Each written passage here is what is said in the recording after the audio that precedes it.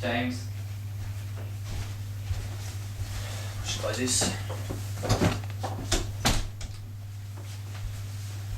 So what seems to be the problem today?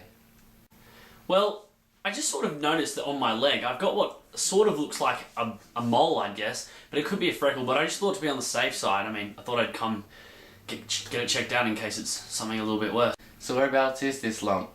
It's on the lower part of my right leg. So let's take a look at it, shall we? Yeah, no worries. I'll just get my leg out here for you. So as you can see, it's just basically a bit of an abnormal sort of lump on my lower right hand leg, and I thought I'd just be safe to check it out just in case, to make sure that it's not really anything. Is it alright if I touch it? Yeah, no worries. Well, it seems to be quite raised and has an abnormal shape which is not particular of any kind of mole I've seen before, and the colouring is not too consistent, so I think we might need to have a bit of a check on this one. So doctor, what do you think we should do? I mean, what are my options? Well, I think your best option here is to have a biopsy sample sent off and just to check for melanoma, just to make sure you're all clear.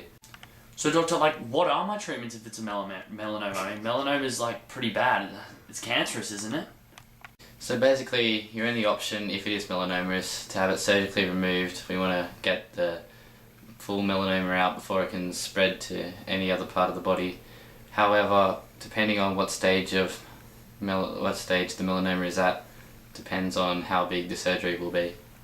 As you can see on the chart here, we have the 5 different levels of melanoma, and the higher the level, the further the melanoma has penetrated your body. Overall, we don't want it to have reached the subcutaneous tissue or the reticular dermis, as this has more chance of being already spread throughout your body. So it's alright with you, we'll do a biopsy? That's alright, no worries. Alright, so before we start, we're just going to have to shave your leg, make sure there's no contaminants around there. No worries.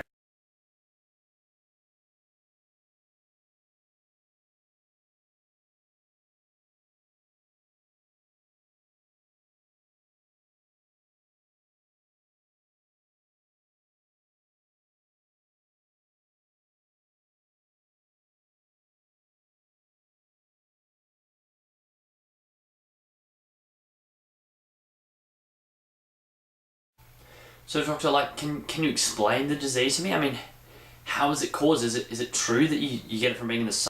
Well, the most likely cause of this melanoma would be from overexposure to UV radiation. However, genetic mutations can also cause you to be more susceptible to melanoma. Several different genes can be mutated, increasing the risk of melanoma, such as the gene called MC1R, which is also the gene that gives you red hair. One class of mutations affects the gene CDKN2A, which is the most common mutation. Has anyone else in your family had melanoma before? No, no one that I know of in my family has had a melanoma, but I don't really understand what you sort of just said, a little bit too complex for my understanding, but so what's it basically in simple terms?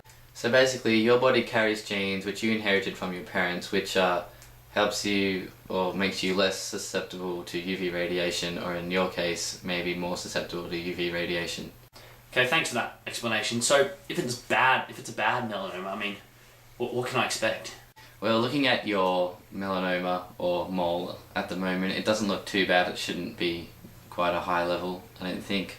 However, if it is, along with surgery, 15% of cases people have undergone radiotherapy to help battle the melanoma if it has spread throughout the body.